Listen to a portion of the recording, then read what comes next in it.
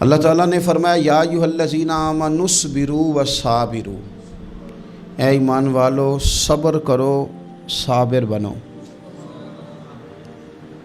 اے ایمان والو صبر کرو اور صابر بنو۔ کیا مطلب؟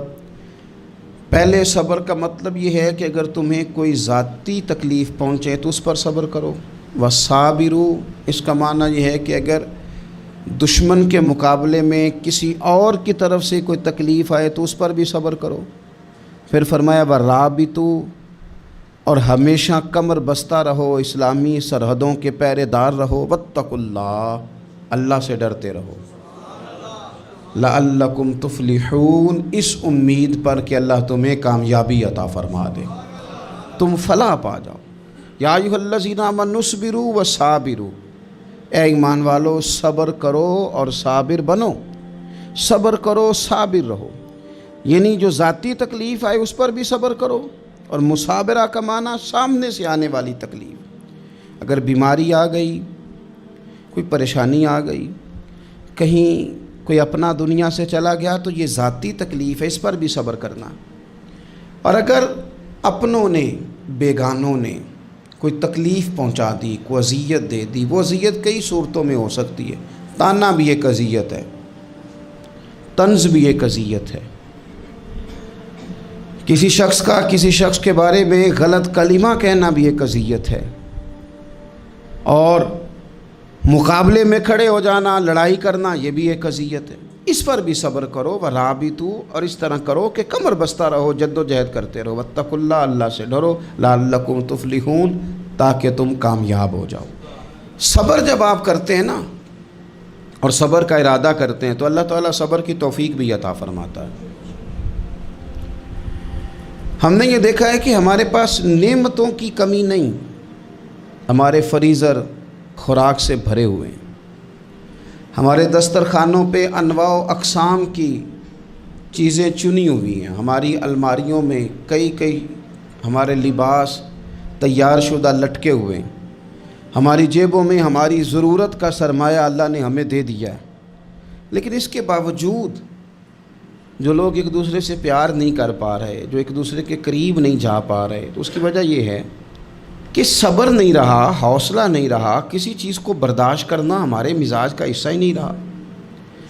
اور پھر چونکہ امت مسلمہ نے انقلاب برپا کرنا تھا، دنیا کو پیغام حق دینا تھا، اگر ان کے اندر حوصلہ ہی نہیں ہوگا، اگر انہیں صبر ہی نہیں کرنا آئے گا، استقامت ہی نہیں ہوگی، کہیں رکنا ہی نہیں آئے گا، تو یہ میدانوں کو سر کیسے کریں گے؟ کامیابیاں کیسے ان کا مقدر بنیں گی؟ رمضان المبارک میں بھی ماحول یہ ہو کہ افطاری سے 1 گھنٹہ پہلے نظر پوری ٹک جائے گھڑی پہ، اور تھوڑا سا بھی صبر مشکل ہو۔ اور رمضان المبارک میں سحری کے وقت میں اگر دہی والی دکان پہ بھی جھگڑا ہی ہو رہا ہو، اور شام کو سامان خریدنے میں بھی اگر بحث ہی ہو رہی ہو، تکرار ہو، جھگڑا ہو، تو پھر سیکھا کیا؟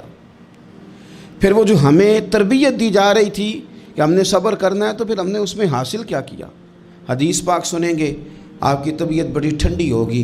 میرے نبی پاک صلی اللہ تعالیٰ علیہ وسلم نے ارشاد فرماتے ہیں کہ جو بندہ سوال سے بچنا چاہے گا، ارادہ کرے گا اللہ میں نے کسی سے نہیں مانگنا، فرمایا جو سوال سے بچنا چاہے گا رب اسے سوال سے بچا لے گا۔ اور جو لوگوں سے بے نیاز ہونا چاہے گا، کہے گا یا اللہ مجھے دنیا داروں کا محتاج نہ بنا، اپنی بارگاہ سے عطا فرما۔ جو لوگوں سے بے نیاز ہونا چاہے گا، اللہ لوگوں سے بے نیاز کر دے گا۔ اور فرمایا جو صبر کا ارادہ کرے گا، اللہ اسے صبر کی توفیق بھی عطا فرما دے گا۔ ارادہ تو کرے، پروگرام تو بنائے، توفیق تو اللہ دے گا۔ جو صبر کا ارادہ کرے گا، اللہ صبر کی توفیق بھی عطا کر دے گا۔ اور حضور صلی اللہ تعالیٰ علیہ وسلم فرمانے لگے، یاد رکھو کسی بندے کو جو بہترین تحفہ دیا گیا ہے نا، اگر کسی کو کوئی بہترین عطیہ ملا ہے تو پھر اللہ تعالیٰ نے اسے صبر عطا فرمایا ہے۔ یہ بہترین تحفہ ہے، اس سے زندگی سنور جاتی ہے، اس سے انسان باوقار اور مطمئن ہو جاتا ہے، اس سے اس کے شب و روز آسانی سے بیتتے ہیں، وہ دنیا کی پک ڈنڈیوں سے آسانی سے گزر کے اللہ کی بارگاہ عالی مرتبت میں سرخرو ہو کر حاضر ہو جاتا ہے۔ لیکن اگر بے حوصلہ ہو، صبر نہ ہو، پھر نقصان روز بروز بڑھتا ہے۔ اور پھر میرے رسول پاک صلی اللہ تعالیٰ علیہ وسلم ارشاد فرماتے ہیں کہ اصل بات یہ ہے کہ اللہ تعالیٰ نہ کسی بندے کا درجہ بلند کرنے کا ارادہ فرماتا ہے، لیکن اس کے اعمال اس طرح کے نہیں ہوتے کہ اس کا درجہ بلند کیا جائے۔ اب رب کیا کرتا ہے، اللہ تعالیٰ اس کو مال کی، جان کی، اولاد کی کسی مشکل میں ڈال دیتا ہے۔ اس مصیبت پر وہ بندہ صبر کرتا ہے تو اللہ تعالیٰ اس کا درجہ بلند فرما دیتا ہے۔ اعمال اس قابل نہیں تھے کہ درجات بلند ہوں، وہ اعمال کی بنیاد پر نہیں کر سکتا تھا تو اللہ نے کسی مشکل میں ڈال کے نہ اپنے فضل سے درجہ بلند کر دیا۔ اب جو راہ طریقت کا مسافر تھا، جو سلوک کی منازل طے کر رہا تھا، جو اللہ رسول کے قریب جانے چاہ رہا تھا، اس کے لیے کتنی آسانی ہو گئی کہ مجاہدہ تو زیادہ نہ کر سکا، کثرت سے نفلی صوم و صلات کا بندوبست تو نہ کر سکا، تھوڑا سا صبر کیا، رب نے اپنا اور اپنے محبوب کا قرب عطا فرما دیا۔ تو یہ تو آپ صبر کرنے کے لیے جب نکلے ہیں تو آپ نے تو رب رسول کو پا لیا۔ یہ صبر تو وہ والا سفر ہے جس کی جو منزل ہے وہ اللہ رسول کا قرب ہے۔ ہم لوگ تھوڑی تھوڑی باتوں میں حوصلہ ہار جاتے ہیں، صبر چھوڑ جاتے ہیں، پریشانی بڑھ جاتی ہے، پتہ نہیں ایسے محسوس ہوتا ہے کہ جیسے یہی بندہ دنیا کا سب سے دکھی بندہ ہے۔ تو ایک تو یہ کہ ذاتی حیثیت سے صبر کرے، ایک یہ کہ پھر دشمن کا جب مقابلہ ہو، آمن نصبرو و صابرو، آپ کا جب مقابلہ سامنے کسی کے ساتھ ہو تو پھر تیر، تلواریں، اسلحہ، بندوقیں یہ نہیں زیادہ لڑتی، میدانوں میں حوصلے لڑتے ہیں، میدانوں میں صبر لڑتا ہے، میدانوں کے اندر توانائیاں لڑتی ہیں۔ میدان کربلا کے اندر کوئی مقابلہ نہیں تھا تیر کا تیر کے ساتھ، تلوار کا تلوار کے ساتھ کوئی مقابلہ نہیں تھا۔ میدان کربلا کے اندر ظلم کا صبر سے مقابلہ تھا۔ فتح کے ڈنکے یزید نے بجائے تھے، جشن ابن زیاد نے منایا تھا، لیکن قیامت تک اللہ نے جو فتح عطا فرمائی ہے تو وہ حسین ابن علی کے صبر کو عطا فرمائی، وہ سیدنا امام علی مقام کے صبر کو ملی۔ عزیز بھائی، صبر ہی ہمیشہ فاتح ہوتا ہے، صبر ہی جیتا کرتا ہے، صبر ہی کامیابیاں دیتا ہے، نتیجے صبر کے نکلتے ہیں، صبر کے حوصلے کے نتیجے ہوتے ہیں۔ ہماری جلد بازی ہمیں شکست خوردہ کر دے گی، ہمارا حوصلہ نہ ہونا ہمیں ہرا دے گا، ہم کمزور پڑ جائیں گے اگر ہم بے حوصلہ ہو جائیں گے۔ سنو، میرے نبی پاک علیہ السلام نے تربیت کی، حضور اپنی امت کو درس دیتے ہیں۔ حضور فرماتے ہیں پہلے تو کوشش ہی نہ کرو کہ تمہاری دشمن سے لڑائی ہو، اس چکر میں ہی نہ پڑو کہ لڑائی ہو۔ مسلمان امن والے ہیں، یہ پرامن لوگ ہیں، یہ امن پسند ہیں، یہ داعی امن ہیں، یہ معاشرے میں مومن ہونا امن کی علامت ہے۔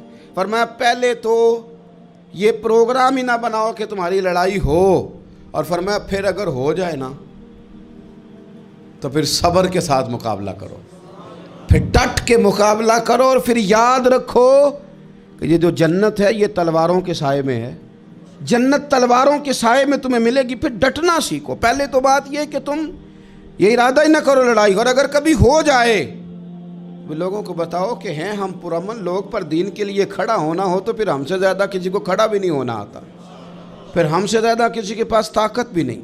حضرت مولا علی شیر خدا رضی اللہ تعالیٰ عنہ کے زمانے میں کفر کے ساتھ ایک جنگ ہو رہی تھی، تو کافروں نے نا جاسوس بھیجے کہ یار پتہ تو کرو مسلمانوں کی تیاری کس طرح کی ہے۔ تو جاسوس واپس جا کے کہنے لگا سمجھ کوئی نہیں آئی ان کی، وہ تو راہب قسم کے لوگ ہیں، صوفی قسم کے لوگ ہیں، وہ تو کٹے ہوئے ہیں دنیا سے، مسلوں پہ بیٹھ جاتے ہیں، رات کو تو لگتا ہے دنیا سے تعلق ہی کوئی نہیں، لیکن سویرے اٹھ کے میدان میں تلوار لے کے نکلتے ہیں تو لگتا ہے ان سے بڑا مجاہد ہی کوئی نہیں۔ یہ عجیب لوگ ہیں کہ رات کو مسلح پہ بیٹھے ہیں تو لگتا ہے کٹ گئے دنیا، یہ صوفی لوگ ہیں، درویش ہیں۔ یہی مسلمان کی شان ہے، ہو ہلکا یاراں تو برے شم کی طرح نرم، رزم حق و باطل ہو تو فولاد ہے مومن، ادھر آ ستمگر ہنر آزمائیں، تو تیر آزما ہم جگر آزمائیں۔ ہم تجھے اپنا حوصلہ بتاتے ہیں کتنا ہے، دیکھ ہمارے حوصلے سے ٹکرا کے دیکھ یہ کتنا طاقتور اور مضبوط ہے۔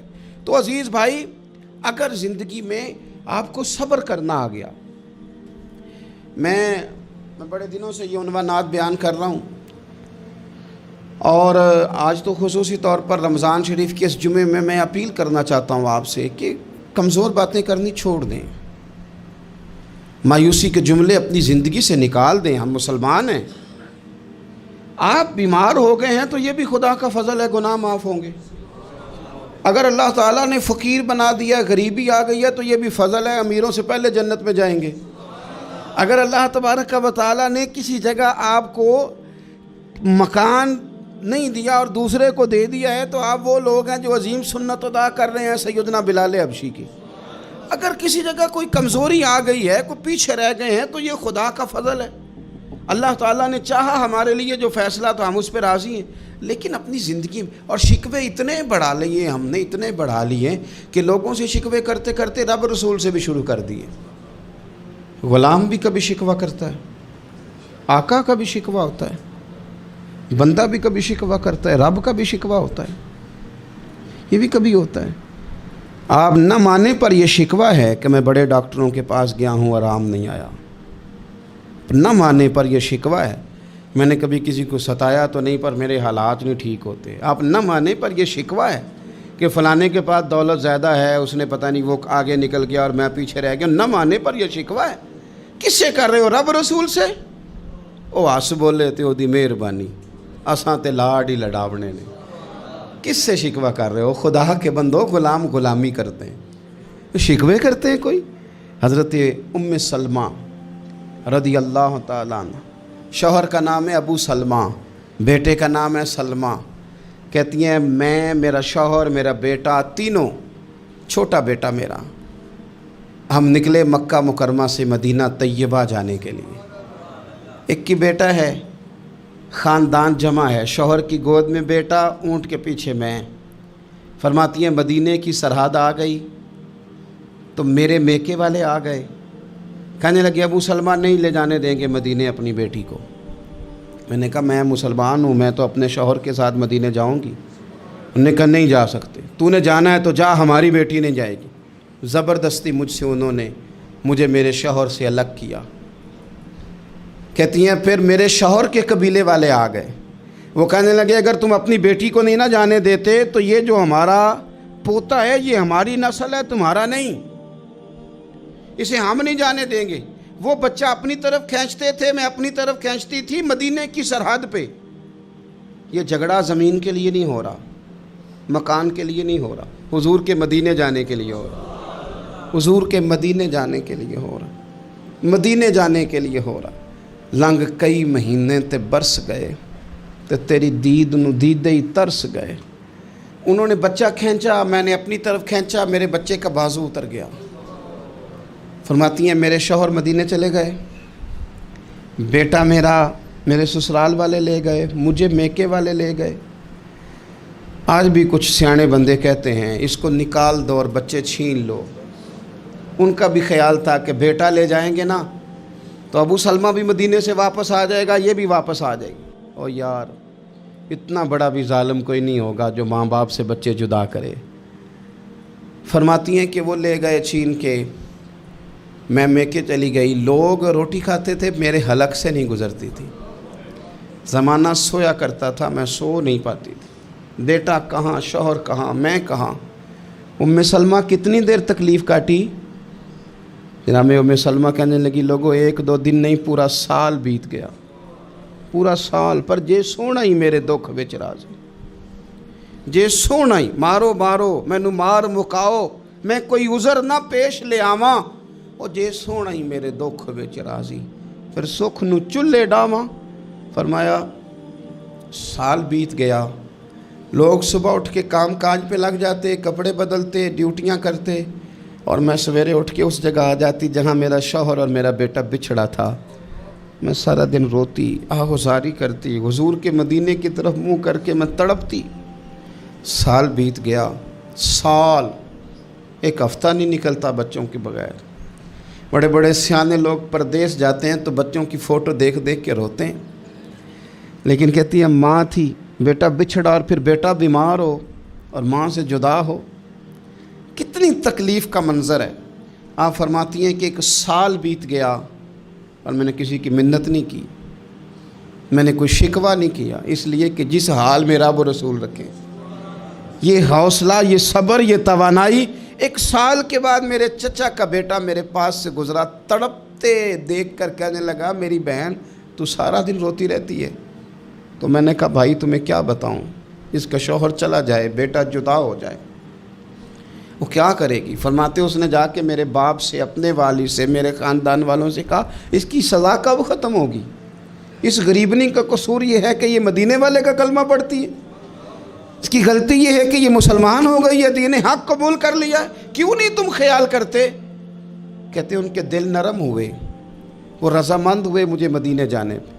پھر اس نے کوشش کی میرے سسرال پیغام بھیجے، کب بس کرو، اور بچہ تو چڑیا کا جدا ہو جائے تو وہ تڑپا کرتی ہے، اور تم نے ایک جیتی جاگتی ماں کا بیٹا جدا کیا ہے۔ وہ بھی نرم ہوئے، رب نے اسباب بنائے، میرا بیٹا مجھے ملا۔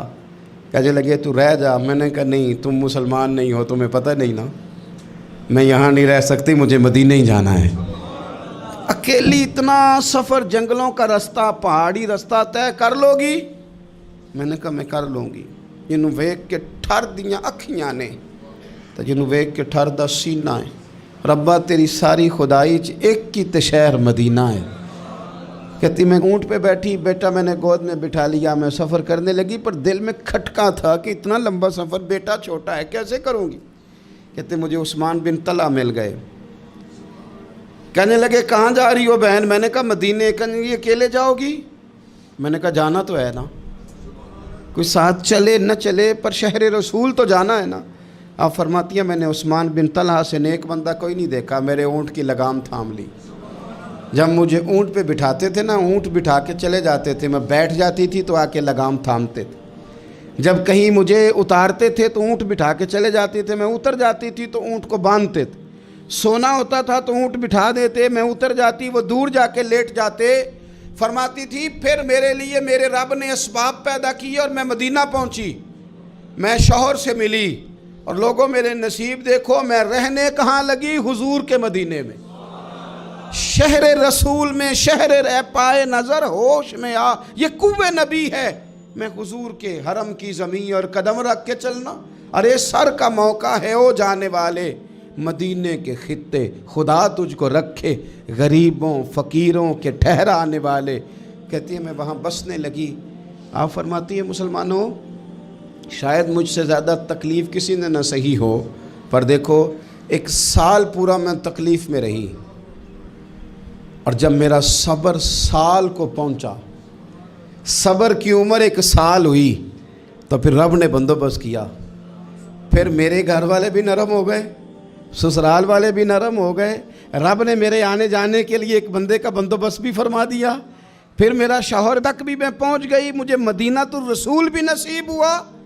1 سال میں نے صبر کیا تھا، رب نے مجھے مستقل مدینے کا ٹھکانہ عطا فرما دیا۔ حال رہتے ربنا افرغ علینا صبرا وثبت اقدامنا فانصرنا علی القوم الکافرین۔ آخر دعوایا ان الحمد للہ رب العالمین۔